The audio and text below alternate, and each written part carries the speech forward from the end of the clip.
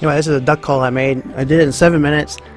I'm not real good at this stuff, so don't judge. I don't like go to school for any of this. I'm just wing it. I don't want no one to really help me because I feel like I might waste their time if I do that, because I want to learn at my own pace. And this thing is like, it was pretty simple. It's not perfect, but I've seen like companies that's $1 billion or more, and they don't have perfect stuff. Like, I don't think there's really a physical way to really actually have everything realistic, because you think, you know, like realistic stuff would be, you know, real life is so much easier, but when you start doing game stuff, it's really hard. But if you gotta do it and you understand how hard some of the stuff is, you'll respect that person even more, because you know it's, wow, they actually did really good on some things.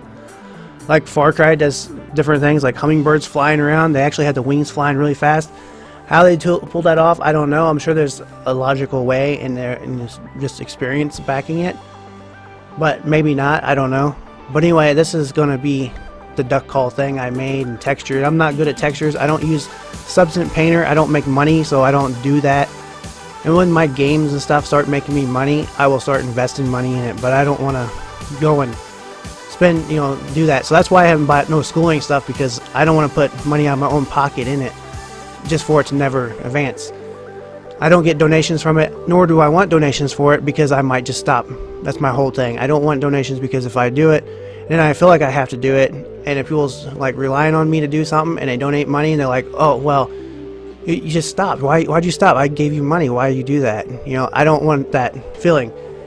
It kind of reminds you of, I ain't going to say the game, but it just came out. They were in like, raised like $15,500,000, and they just kind of like, the game was crap. I ain't going to name no names, but then when the developers left the same day it came out, or the week it came out.